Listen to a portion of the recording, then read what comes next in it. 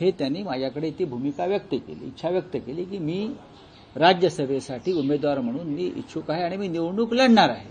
आता ह्याच्यावर महाविकास आघाडी चर्चा होईल, कारण प्रत्येकाचे सदस्य निवृत्त होत आहेत. पण जेव्हा शरद पवार साहेबांसारखा ज्येष्ठ नेता जेव्हा अशा प्रकारे इच्छा व्यक्त करतो तेव्हा त्याच्यावरती वेगळी चर्चा होते. नाही, पण राऊतसाहेब, काल जी महाराष्ट्र काँग्रेस कमिटीची बैठक झाली, काँग्रेसमधल्या नेत्यांच्या एका गटाला असं वाटतंय की जी महाराष्ट्रातली राजकीय परिस्थिती दिवसागणिक बदलते आहे, शरद पवार हे कदाचित भाजप एनडीए सोबत जाऊ शकतात, तर अशा वेळेस दुसऱ्या पर्यायाची आपण का चाचपणी करू, का देऊ? मी तुम्हाला खात्रीनं सांगतो, शरद पवार हे भारतीय जनता पक्षाबरोबर जाणार नाही. मी त्यांच्या पक्षाचा स्पोक्सपर्सन नाही किंवा नेता नाही, पण मी जे काय पवार साहेबांना ओळखतो, मला जे काही शरद पवार माहिती आहे त्याप्रमाणे मी खात्रीनं सांगतो, शरद पवार कोणत्याही परिस्थितीत भारतीय जनता पक्षाबरोबर जाणार नाही. काँग्रेसने उगाच ती भीती बाळगू नये. आजही काँग्रेसचे दिल्लीतले ज्येष्ठ नेते हे शरद पवारांच्या संवाद आणि संपर्कात आहे. पण त्यांचं तेच म्हणणं आहे, या नेत्यांचं महाराष्ट्रातलं काय म्हणणं आहे त्यापेक्षा दिल्लीचं काय म्हणणं आहे. दिल्लीतल्या आम्ही पक्षश्रेष्ठींशी चर्चा करू, त्यानंतर आम्ही. बरोबर आहे, चर्चा केली पाहिजे. आम्हीही माननीय शिवसेना पक्षप्रमुखांशी चर्चा करू. हायकमांडची चर्चा ही व्हायलाच पाहिजे ना, त्याशिवाय निर्णय कसा घेणार. नाही, पण राऊतसाहेब, तुम्ही म्हणाल की हा फक्त राज्यसभेचा नाही तर विधान परिषदेचाही विषय आहे. होय. मे मध्ये ज्या विधान परिषदेच्या जागा रिक्त होत आहेत त्यात उद्धव ठाकरे या. मी यापूर्वी तुम्हाला माझं मत दिलेलं आहे. उद्धव ठाकरे पुन्हा विधान परिषदेत. आम्ही त्यांना विनंती करणार आहोत सगळे की तुम्ही विधिमंडळात असणं गरजेचं आहे. ही माझी स्वतःची भूमिका आहे पक्षाचा नेता म्हणून. माझ्या इतर सहकाऱ्यांनाही असं वाटतं की पक्षप्रमुखांनी, ते माजी मुख्यमंत्री आहेत, त्यांनी विधिमंडळात असणं हे आतमधल्या आमच्या आमदारांसाठी, संघटनात्मक विधिमंडळातल्या बाबींसाठी अत्यंत आवश्यक आहे. पण शरद पवार म्हटले की मी उमेदवार, उद्धव ठाकरे सुद्धा म्हणजे इच्छुक आहेत किंवा स्वतः उद्धव ठाकरे इच्छुक आहेत का? माननीय शरद पवार साहेबांनी माझ्याकडे जे मत व्यक्त केले ते मी तुम्हाला सांगितलं. उद्धव ठाकरेंनी तुमच्याकडे तसं मत व्यक्त केलंय. मी स्वतः या संदर्भात उद्धव साहेबांशी एकदा बोललेलो आहे की आपल्याला निर्णय घ्यावा लागेल आणि तुम्हाला तो निर्णय घ्यावा लागेल. आमची इच्छा आहे की तुम्ही पुन्हा विधिमंडळात जाणं गरजेचं. राज्यसभा जर राष्ट्रपतीला जाणार म्हणजे शरद पवार जाणार आणि विधान परिषद बसू ना, आम्ही आधी बसू मग बोलू. त्यासाठी बसावं लागेल. नाही, पण राऊतसाहेब, आता यांनी पण विचारलं, शरद पवारांनी जशी इच्छा व्यक्त केली ते अनुकूल आहे. तुम्ही जेव्हा उद्धव ठाकरेंशी चर्चा केली, उद्धव ठाकरेंचं मत काय आहे? आम्ही तुम्हाला मत सांगू ना 1-2 दिवसामध्ये. अजिबात चिंता करू नका, आम्ही मत सांगावंच लागेल ना. नाही, पण राऊतसाहेब, आता जसा राज्यसभा आणि विधान परिषदेचा उल्लेख केला, आणखी एक घटना काल महाराष्ट्रात घडली आहे की राज ठाकरे यांनी एकनाथ शिंदे यांच्या शासकीय निवासस्थानी त्यांची सदिच्छा भेट घेतली आहे. जवळपास बराच वेळ ते तिथे त्यांच्याबरोबर त्यांच्या शासकीय निवासस्थानी याच्यामध्ये गप्पा झाल्या. राजकारणाची शिसारी आलेले असं ते स्वतः म्हणाले होते. त्या संदर्भ देखील याच भागात होता. म्हणजे आतापर्यंत ते असं म्हणत होते की जे काही निर्णय घेतले जात आहेत, नाशिक असेल, कल्याण डोंबिवली असेल, हे स्थानिक पातळीवर निर्णय घेतले जात आहेत, ज्याच्याशी माझा काही संबंध नाही. ते राज ठाकरे ते काल थेट एकनाथ शिंदेंना भेटायला. हा प्रश्न तुम्ही जाऊन स्वतः सन्मान्य राज ठाकरे यांना का विचारत नाही?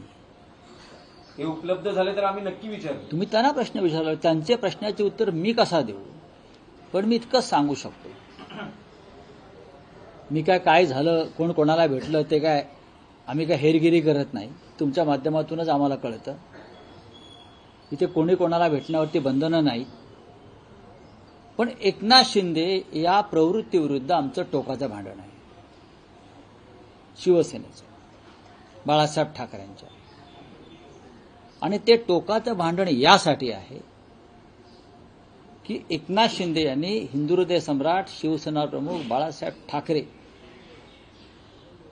यांनी स्थापन केलेल्या शिवसेनेच्या पाठीत खंजीर खुपसला. म्हणजे बाळासाहेब ठाकरेंच्या विचारांशी बेईमानी केली. आणि ती बेईमानी का केली? तर अमित शहा, नरेंद्र मोदी यांचा स्वार्थ त्यामागे होता आणि आहे.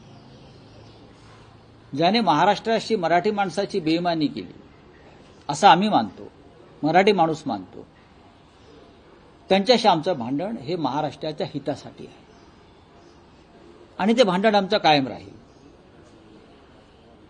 जे नंदनवन तुम्ही सांगताय ते शिवसेनेच्या चोरीतून आणि धनुष्यबाणातून चोरीतून निर्माण झालेलं नंदनवन, एवढंच मी सांगतो.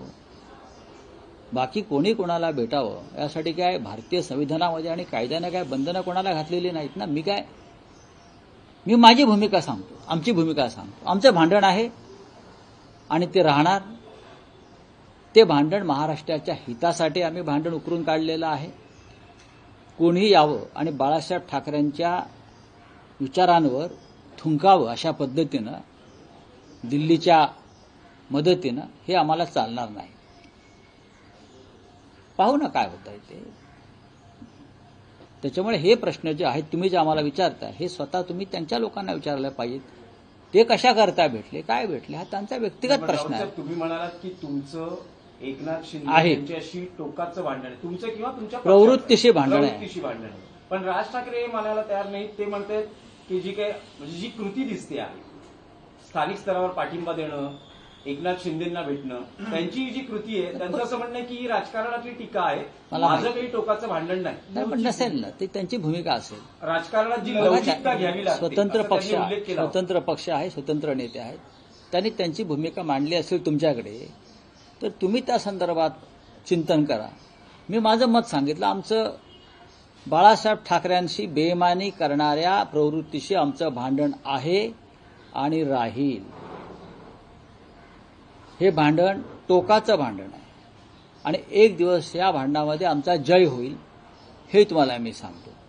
नाही, पण राऊसाहेब तुम्ही पत्रकार आहात, राजकीय नेतेही आहात. एक प्रश्न हा विचारावा असं वाटतो की अलीकडच्या काळात राज ठाकरेंच्या ज्या काही राजकीय भूमिका आहेत, ते नरेंद्र मोदींना लोकसभेत बिनशर्त पाठिंबा देतात, विधानसभेत ते स्वतंत्रपणे लढतात आणि महायुती महाविकास आघाडी यांच्या विरोधात लढतात.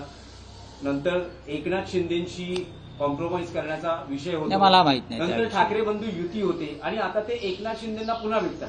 या सगळ्या भूमिकांमुळे त्यांच्या राजकीय विश्वासार्हतेवर परिणाम होईल असं तुम्हाला वाटतं का? मला काही वाटत नाही, कारण मी त्या विषयाकडे पाहतच नाही. मी माझ्या पक्षाच्या भूमिकांकडे पाहतो. जो बाळासाहेब ठाकरेंची शिवसेना म्हणून आम्ही पाहतो. उद्धव ठाकरे आमच्या पक्षाचे नेते आहेत आणि आम्ही आमच्या भूमिकांवर ठाम असतो आणि ठाम आहोत. पण एक प्रश्न, इतर पक्षामध्ये काय चाललंय त्याच्याविषयी मत व्यक्त करण्याची आम्हाला गरज नाही. मोठ्या काळानंतर जेव्हा ठाकरे बंधूंची महापालिका निवडणुकांसाठी युती झाली, ती युती अजून कायम आहे. एकनाथ शिंदेच्या भेटीचा त्या युतीवर काही परिणाम होईल? अजिबात नाही. पण अशी जवळीक वाढत असेल तर कारण काय की ते नाही, पण अजिबात नाही. तुम्ही उगाच त्याच्यावरती फार स्वतःच्या मेंदूवर ताण घेऊ नका.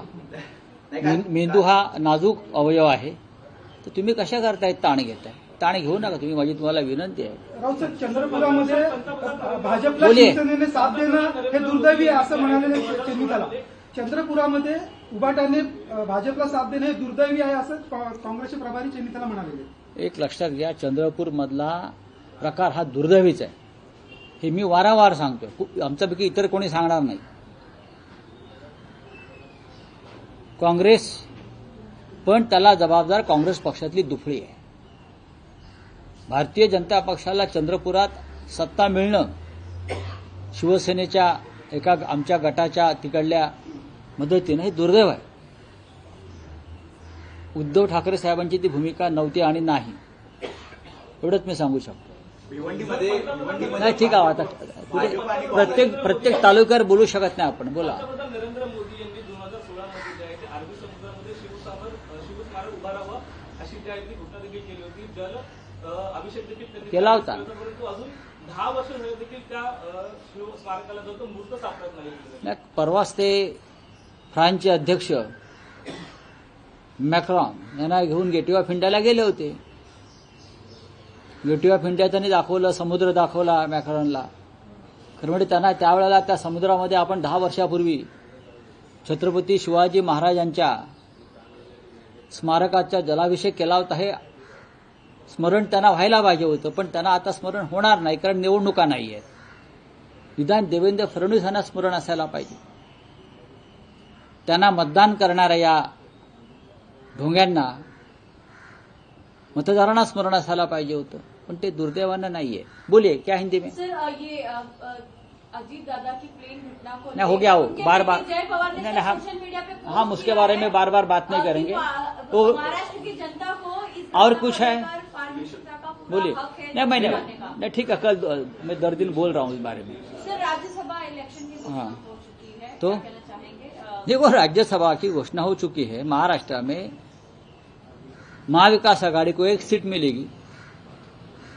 तीनों की ताकत जो है कांग्रेस, राष्ट्रवादी कांग्रेस शरद पवार और शिवसेना उद्धव ठाकरे जी की लीडरशिप वाली, तो हम तीनों बैठकर ये तय करेंगे कि इस बार किस नेता को राज्यसभा में भेजेंगे.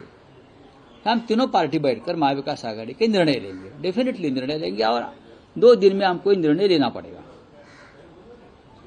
ठीक है.